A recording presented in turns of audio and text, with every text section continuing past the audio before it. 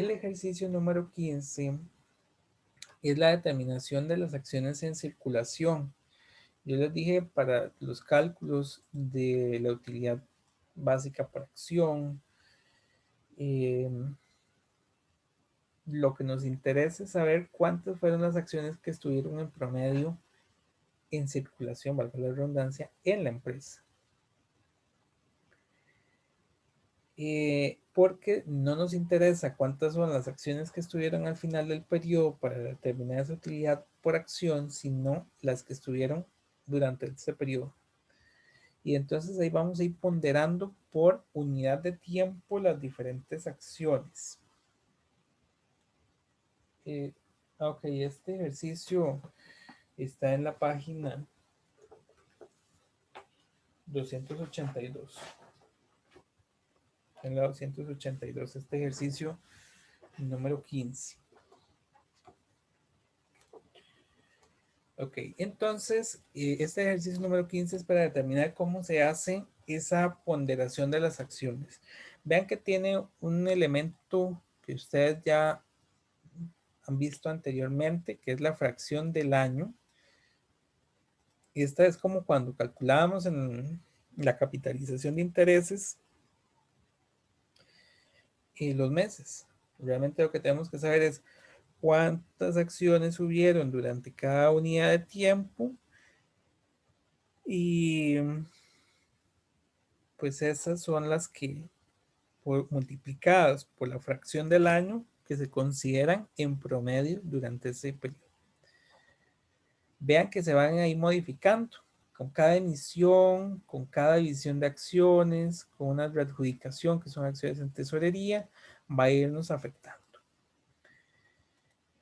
Y el ejercicio nos solicita, bueno, calcular el número promedio ponderado de acciones en circulación que debe usarse para determinar las ganancias por acción del año. Y en la plantilla nos aparece este que es sin retroactivo y este que es con retroactivo. Este sin retroactivo y con retroactivo nos estamos refiriendo a la división de acciones y al otorgamiento de dividendos en acción.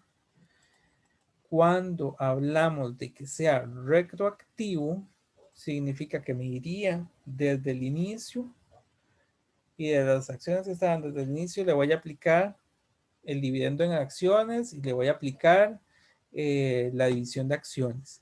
Sin la retroactividad, nada más hasta el momento en que llegamos al pago de dividendo en acción o a la división de acciones, es que vamos a realizar el movimiento. Entonces vamos a verlo por ambas formas. Nos debería dar exactamente el mismo monto. Dice que a principios del año en curso, Salud S.A. tenía 20,000 acciones comunes en circulación con un valor nominal de 10 cada una. Aquí tenemos que tener cuidado con esto. Nosotros estamos calculando la cantidad de acciones en circulación. Por tanto, no nos interesa cuál es el valor nominal de ellas. Por ahí vamos a ir considerando este como un valor, un dato que, bueno, es importante, pero aquí lo tenemos como un distractor porque no, para la cantidad de acciones no nos va a servir. Durante el año se realizaron las siguientes transacciones relacionadas con su acción común, de tal forma que al finalizar el año tenía 63,800. Uno hubiera considerado que esas 63,800 son las acciones que nada más yo tomo la utilidad del periodo y la divido entre eso.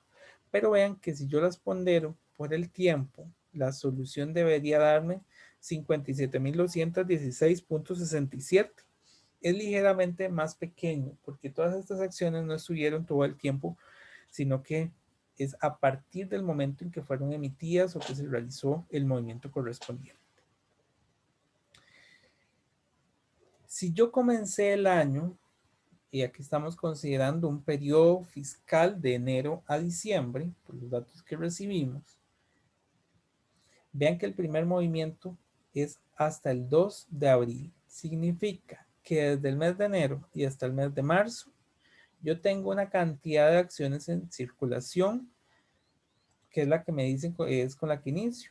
20,000 acciones en circulación. Entonces, yo inicio aquel año con 20,000 acciones en circulación, las cuales están del mes de enero al mes de marzo. Cuando yo llego al mes de abril, me dice que yo emití 5,000 acciones. ¿Qué va a pasar con estas acciones? Esas acciones van a incrementar la cantidad de acciones que yo ya tenía. Entonces, si yo tenía 20,000 y emití 5,000, a partir de abril, yo tengo 25,000 acciones. ¿Y cuándo dejo de tenerlas? Cuando vuelvo a hacer alguna acción relacionada con estas acciones. Dice que el 4 de junio emití 4,000 más. Entonces, yo tengo 25,000 hasta el mes de mayo, antes de la emisión del siguiente bloque de acciones. En el mes de junio, ahora emití las 4,000. Son acumulativas. Tengo las 25,000 que estaban hasta mayo y agrego las nuevas 4,000. Estamos hasta aquí. Estamos claros con las cantidades.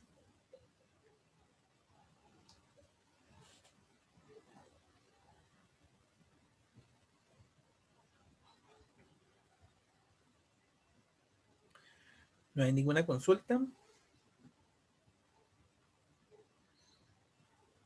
Vean el siguiente movimiento. El 1 de julio, es decir, yo voy a tener las 29,000 acciones hasta el 1 de julio, donde vuelva a suceder algo relacionado con las acciones. ¿Qué pasó el 29 de julio? Emití un dividendo en acciones del 10%. Un dividendo en acciones del 10%. Pero bueno, en la tabla nos piden, o nos dan un dato importante, ¿verdad? Están considerando el periodo de julio a septiembre. ¿Qué es lo que pasó ahí? Vean que se emitió una división de acciones de 2 por 1, reduciendo el valor nominal de 5 a 5 colones por acción. Su valor original era de 10 colones. Cuando yo hago este tipo de movimientos de división, tenemos que considerarlo retroactivo y podríamos considerarlo simplemente retroactivo a partir de la última cantidad, como en este caso, que lo voy a considerar a partir de la última cantidad, igual lo, de lo del dividendo en acciones, lo voy a considerar a partir de la última cantidad, o lo podría haber considerado desde el mes de enero, que para eso entonces vamos a ver ahorita esta otra columna. Pero en este periodo lo que voy a hacer es tomar las acciones del último periodo y lo que hice fue dar un dividendo en acciones, un 10%. Significa que ahora yo ya no tengo 29,000, sino que lo multiplico por el 110%. Tengo 31,900 acciones, pero además tengo la división de acciones. Tengo estos dos movimientos que son retroactivos. Y la división de acciones lo que va a hacer es que yo multiplique las acciones que tenía por un múltiplo. En este caso nos dice que divido las acciones de 2 por 1. Significa que por cada acción que tenía, ahora tengo el doble. Puede ser un múltiplo diferente, puede ser 3 por 1. Entonces, por cada acción tengo ahora 3 nuevas acciones. Aquí tendríamos, o puede ser también una cantidad intermedia, puede ser que sea 1.5 acciones por acción que tenía. Aquí nos dice que son 2 por 1. Significa que las acciones que yo tenía las voy a multiplicar por 2. Tengo 63,800 acciones.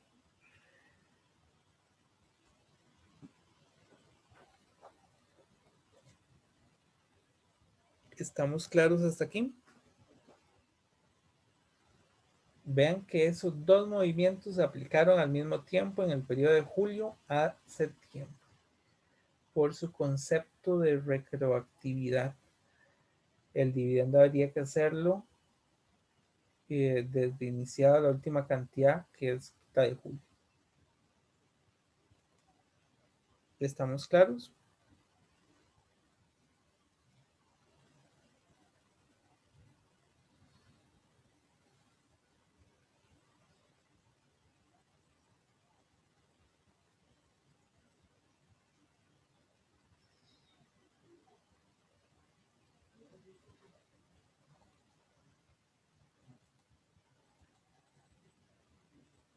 Perfecto.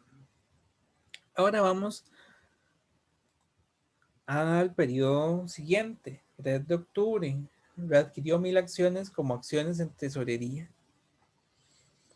Significa que tenía 63.800, pero quito de circulación 1000. Ahora tengo 62.800 en circulación. Vean que de acuerdo a los movimientos ahí van variando la cantidad de acciones que hay en el mercado. Y finalmente, el 27 de noviembre, emito de nuevo 1000 acciones en tesorería. Primero las compré en octubre, noviembre y ahora en diciembre las vuelvo a poner en circulación. Más 1000. Y ojo, a mí me habían dado la cantidad, decía que al final, en diciembre, yo tengo que tener 63.800, que son las 63.800 que tengo acá. Me coincide perfectamente. Significa que está. Dudas con este primer punto, que es sin la retroactividad. Con la retroactividad va a ser muy parecido. Va a ser muy parecido. Lo único que eh, cuando viene la división y el pago en acciones, tengo que devolver.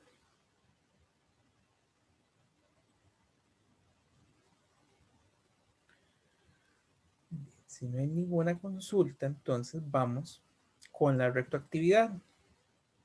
¿Qué es lo que va a pasar como primer elemento? Bueno, igual que en el punto anterior, yo inicio con las 20.000 acciones. Puse un cero más. 20.000 acciones. Después hago la emisión de 5.000 y de 4.000. Pero cuando yo llego al pago del dividendo en acciones, me tengo que devolver. Me tengo que devolver.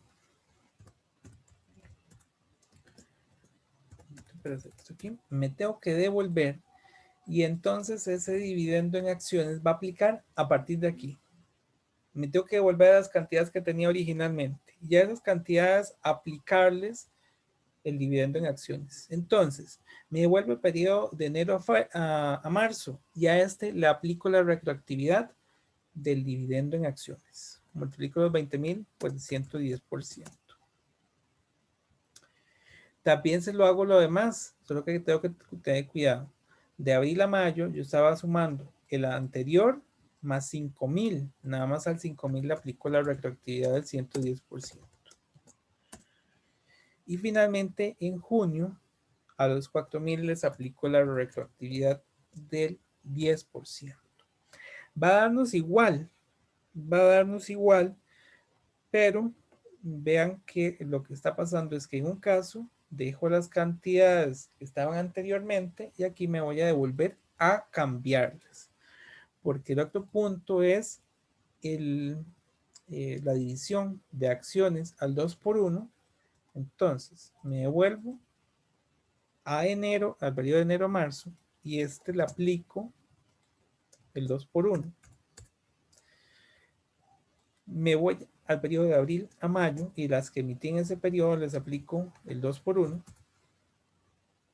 Y finalmente voy al periodo de junio y a los 4.000 les aplico el 2 por 1. Significa que cuando yo llego al periodo de julio a septiembre, estoy con las 63.800 acciones. Vean que es exactamente lo mismo. Lo único es que bajo un escenario lo apliqué retroactivo al inicio de ese periodo y bajo el otro escenario me fui hasta el inicio de los meses anteriores y comencé a aplicarle retroactivo tanto el pago en acciones como la división. Y los otros elementos son normales. Primero, el 3 de octubre readquiero los 1000 y finalmente en diciembre las vuelvo a vender. Se me mantiene esta parte. La que cambia es la del periodo previo a la emisión del dividendo en acciones. ¿Dudas con esta parte? ¿Si les queda suficientemente claro? Yo tengo una pregunta. Adelante. Acá al final dice que se emitió de nuevo las 1000 acciones, pero el 27 de noviembre. ¿No debería de registrarse en el periodo de octubre a noviembre en vez de diciembre? Eh,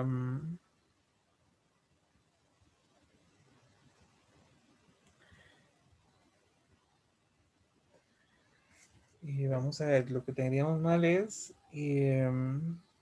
las fechas. Este de aquí. Bueno, es que sí. Digamos que este. Es que tal vez. Sí, no, ¿verdad? Este consideremos que es como el 27 de noviembre. Que como no están exactas. Hasta el 31 de diciembre.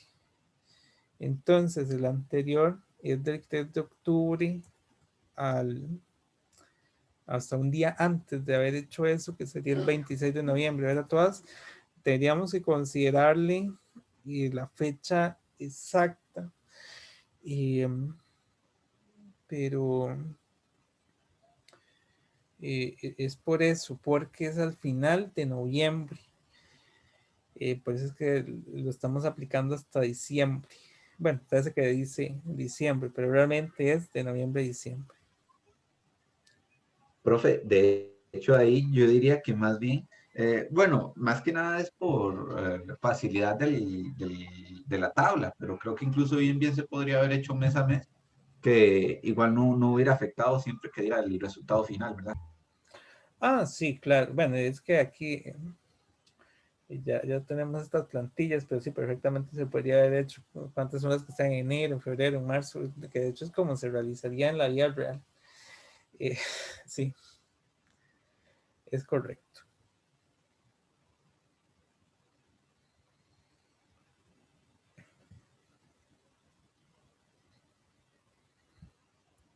Ok. Ok, tengo por aquí esto. Ok. Y bueno, ya son las 7:06. Esto pasa rapidísimo. Ya solo nos queda terminar este ejercicio y vamos al 16. Vean, ya una vez que tenemos la cantidad de acciones, ahora ocupamos la fracción del año y aquí hay que tener cuidado porque esta fracción del año nosotros tenemos que considerarla en meses exactos, que tal vez un poco por eso es, verdad que también ahí no está contemplado estos días, tal vez ahí para facilidad hay que cambiarle las fechas, pero ocupamos meses exactos para hacer la ponderación, igual que como hacíamos en el desembolso promedio de la capitalización de intereses. Las 20,000 acciones estuvieron de enero a marzo. Significa que estuvieron 3 meses de 3 meses de 12. Y vamos a ver qué pasa si yo pongo en fracción desde 12. Bueno, me lo tira un cuarto, pero bueno, ustedes entienden, esto es 3 de 12. O tal vez lo puedo, bueno, voy a poner como texto. Como texto es 3 de 12. Simplemente sería ir multiplicándolo. 44,000 acciones por 3 de 12.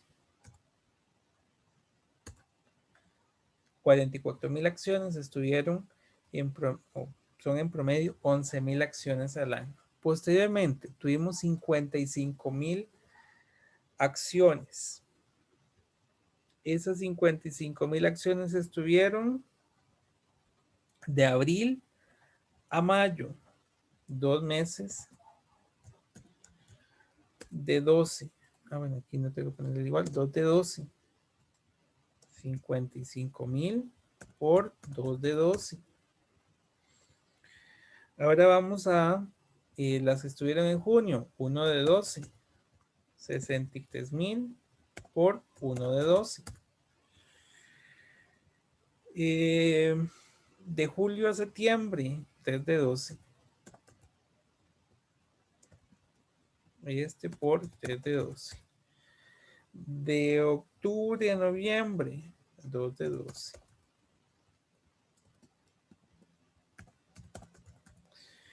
Y finalmente diciembre, 1 de 12.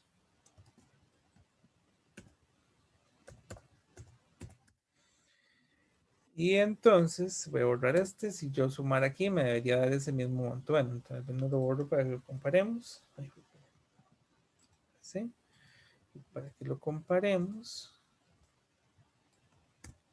Y ahí está. Me da los mismos 57,216,67 que considera el ejercicio es la solución. Dudas con el ejercicio 15.